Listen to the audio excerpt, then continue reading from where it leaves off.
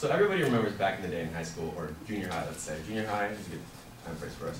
Who used to wear those weird bracelets, those ones, black ones I used to interlock? People would take those the bottom of your soda bottle caps and make bracelets out of those too. People would see how many most you can make out of everyone else.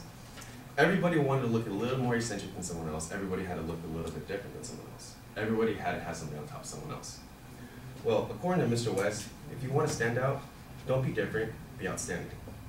Now, thinking about this quote, it kind of makes sense. If you want to be the best, or if you want to stand out, you want to be the best of what you want to do, right? That's a natural concept right there. But today, personally, I don't agree with this quote. And I'm going to tell you why today.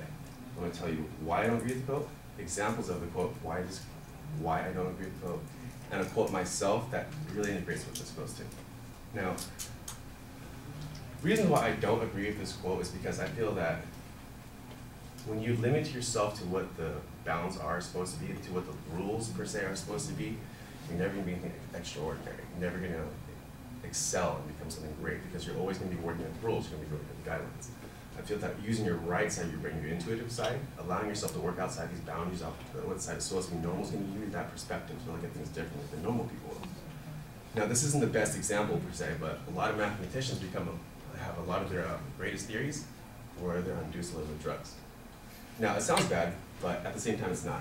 Because every day we have our realities coming out, we have rules come out, we have what our perception of reality is every single day. Now, if you give yourself 2 seconds to step back and look outside of the box, which you naturally do, you're going to see that things are a little bit different. You have a different ability to take in different perspectives per se. Now, good examples of people who used to do stuff like this, one great example that stands out really well to me is Jimi Hendrix. How do you play guitar, everyone? Everyone pretty much has a general idea of how to play guitar. The bigger string goes on top and the lower string goes down lower. Well, Jimi Hendrix was a left-handed guitarist who played a right-hand guitar upside down. Now, he could have easily just conformed and used the right way, used a left guitar, and blah, blah, blah. But he wanted to become something great on his own. He had his own perspective of what greatness should be and how you obtain that greatness. You don't obtain greatness just by doing what everyone else does. As Robert Frost once said, I take the path less traveled by. Now, the quote that I really want to use to integrate this, which really helps me in my life, is that how can you ever expect to achieve greatness if you constantly handicap your goals out of fear of failing? Meaning, how can you ever expect to do something great if your goals that you're setting forth for yourself are really limited because you don't want to fail for those goals? See, now for me, I feel this quote really applies to this a lot because if you're just setting yourself on the normal things, the normal path that everyone else does, normal things, easy things that people do, you're never going to exceed, you're never going to become standing out, you're just going to conform to everyone else. So my advice to everyone else is don't be afraid to stand outside the boundaries sometimes and become something different.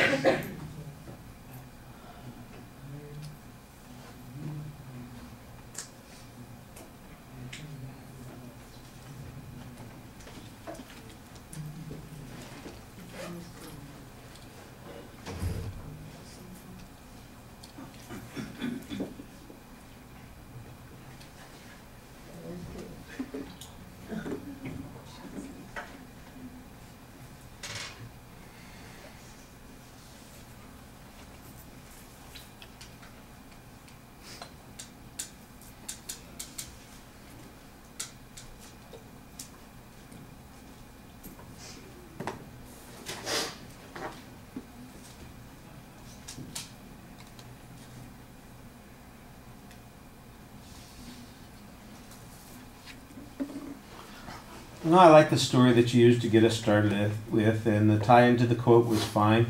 Your point of view is expressed pretty well. The preview, those points, they sounded very repetitive and not very distinct. I'm not sure there was a difference between the first and the third point at all.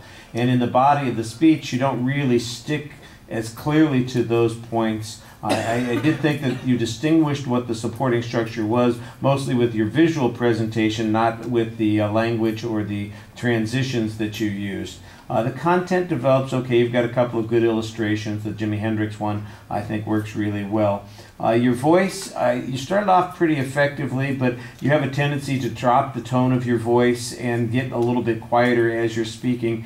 I guess the idea is that that makes it sound a little bit more serious, but it also sounds a little bit less engaged and more casual. And I think that you want to be a little bit more forceful in the way you're delivering that material. Otherwise, it does sound, like I said, a little lazy. And there's not really laziness in the pace of your voice. It's going along pretty well. But when you're so low and within that narrow range of delivery, it does sound like there's something not there that needs to be there. Some energy level that needs to come up. I thought you had good facial expressions and very good eye contact with the audience. That your movements usually seemed to be purposeful and they were related to changes in the topic areas when you were speaking. Like I said, that seemed to me to be clear when you were making transitions from one idea to the next, than the content that you were actually talking about. I didn't see any obvious indicators of anxiety. And you had a good summary at the end of the speech, kind of coming back to the main idea that you're trying to get across, which is an effective way of finishing. Thank you.